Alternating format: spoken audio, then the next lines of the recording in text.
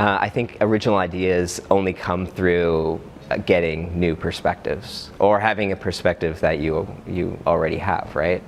And if you can open your mind up to as many like ideas as possible, as many ways as thinking as possible, you're just going to be a more creative person, which is super important when you're an entrepreneur and just starting companies.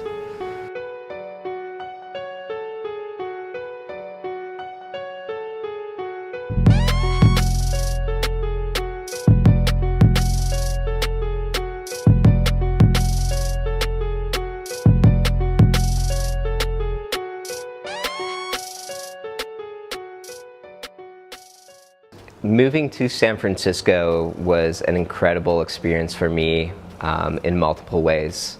You know, connecting with so many like-minded people and so many excited and energetic people. And, you know, I was saying before, like, I always want to make sure that I'm in a place where I'm surrounded by people who are like smarter than me or, you know, better than me at something. And in San Francisco, I felt that everywhere. In every company I was in, you know, in every group of friends that I was in, I constantly felt, you know, like not the smartest person in the room. And that was invigorating, and that was it was cool to feel that there. It's exciting, not scary. Another great thing is people's willingness to connect and open their networks to you there. It's something that, you know, I never really experienced when I was in Toronto, but there, you know, people were just so kind and so gracious, and there's this sort of attitude of like, what's that saying that I'm looking for? Paying it forward. Right.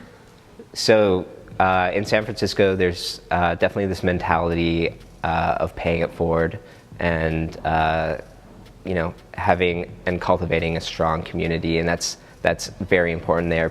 I think people there really understand the value of having great people in your life, and how much it contributes to your own success. So that was a big learning experience for me, and was very exciting for me to get to be a part of that. I would recommend. Can I actually look it up? Yeah. Okay. I got a good one. I just actually, well, I can tell you the story in a sec. Okay. So the book that I would recommend for entrepreneurs would probably be "Oh, the Places You'll Go" by Dr. Seuss.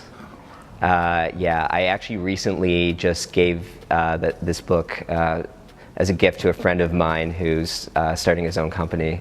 And the cool thing about that is, you know, it talks about you know, setting the bar high, and, you know, setting out into the world to achieve great things. But then it also talks about the fact that, you know, you'll reach hardships, and sometimes, you know, you will find yourself around people who aren't friendly, and you'll find yourself in dangerous places, and you'll see roads that you don't want to go down, and it's a very well written story and a very inspiring story, even though it's made for kids. So I know it's kind of silly, but everybody who I've given this book to or recommended this book to has absolutely loved it. So yeah, I'd highly recommend checking it out. So what I usually do, whenever I have an idea about doing something that's like kind of crazy or very risky, what I'll do is I'll like sit down and think about it, and think about what the actual worst case scenario is. And oftentimes, like, the ultimate like worst case scenario, if everything like just went to shit and was like awful, and everything went wrong, oftentimes that worst case scenario is actually not even that bad, right? So it's like looking at that and then being honest with yourself about what that is, being comfortable with that, and then making the move. It's actually a really, I found it to actually be a really awesome exercise when I'm doing that. Because like the chances of the worst possible scenario happening is actually very slim. So yeah, it just gets you comfortable with it. All right. Make sure that you're always learning. As soon as you stop learning, throw a curveball into your life. Do something crazy. Move to a new city.